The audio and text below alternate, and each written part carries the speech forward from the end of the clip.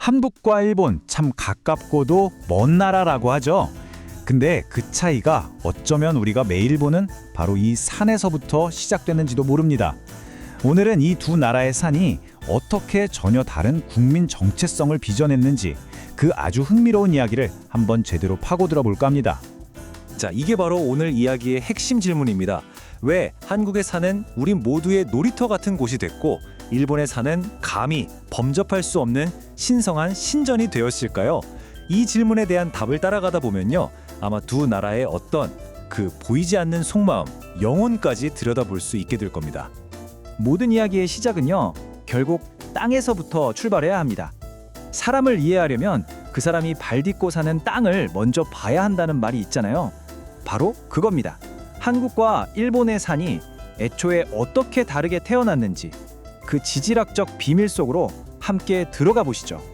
자, 이 표를 딱 보시면 그 차이가 정말 한눈에 확 들어오죠. 한국산은 뭐랄까 수억 년의 세월을 온몸으로 견뎌낸 그런 인자한 할아버지 같아요. 오랜 시간 비바람에 깎여서 둥글둥글 완만한 능선들이 서로 어깨를 기대고 쭉 이어져 있죠. 반면에 일본산은요, 아직도 막 불을 뿜어내는 혈기왕성한 젊은이에 가깝다고 할 수 있죠. 날카롭고 뾰족한 화산 봉우리들이 후지산처럼 나 여기 있다 하고 위풍당당하게 홀로 솟아있는 겁니다. 그러니까 딱 정리하자면 이런 거예요. 한국은 오래되고 완만한 땅, 그리고 일본은 젊고 격렬한 땅. 바로 이 땅의 근본적인 성격 차이가 두 나라 사람들 마음속에 전혀 다른 씨앗을 심었다는 거죠. 이 땅의 성격이 말이죠, 하늘의 표정, 그러니까 기후까지 바꿔놓습니다. 한국은 쾌청하고 건조해서 사계절이 정말 뚜렷하잖아요. 반면에 일본은 바다의 영향을 받아서 비도 많고 안개도 자욱해서 어딘가 신비로운 분위기가 있죠.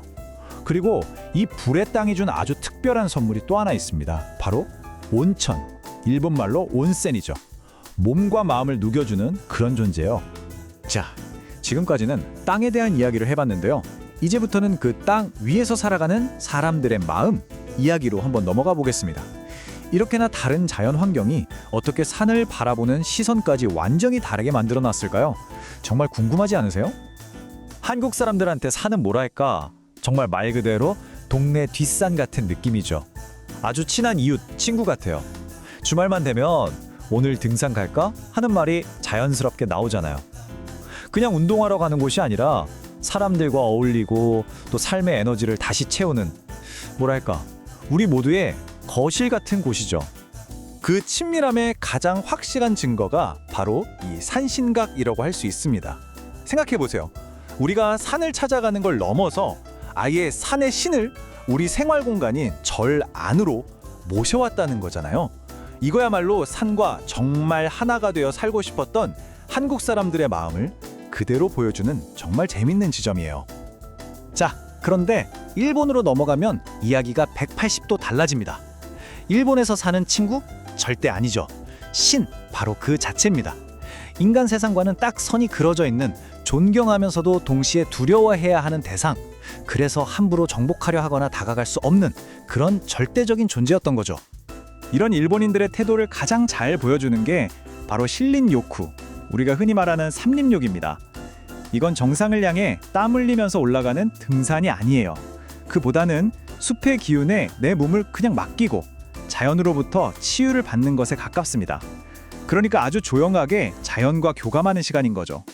자, 이렇게 생각하는 방식이 다르니까 당연히 살아가는 모습도 달라지겠죠.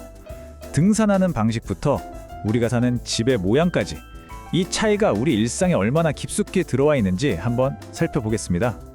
등산 문화를 보면 이 차이가 정말 극명하게 드러납니다. 한국 등산은 뭐 거의 국민 스포츠잖아요. 정상에 올라가서 다 같이 김밥에 막걸리 한 잔, 캬! 이거죠. 아주 사교적이고 공동체적인 활동이에요. 그런데 일본은요, 등산이 훨씬 조용하고 개인적인 명상에 가까워요. 일부러 잘 닦인 길보다는 좀 험한 야생의 길을 가면서 혼자 조용히 자연과 대화하는 걸 더 중요하게 생각하죠. 그런데 이런 일본의 방식에 어두운 면이 없는 건 아닙니다.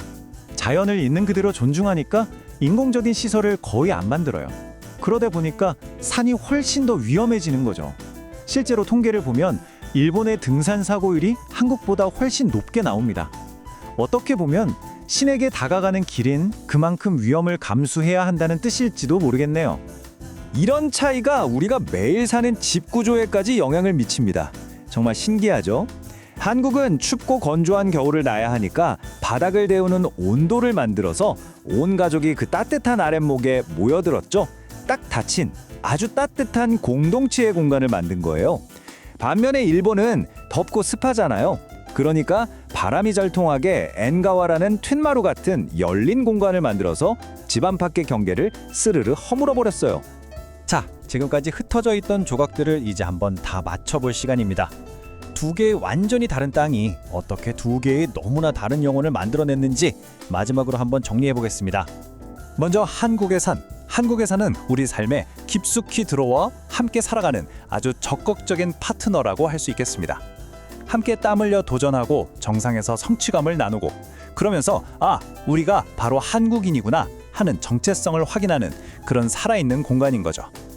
그렇다면 일본의 산은 어떨까요?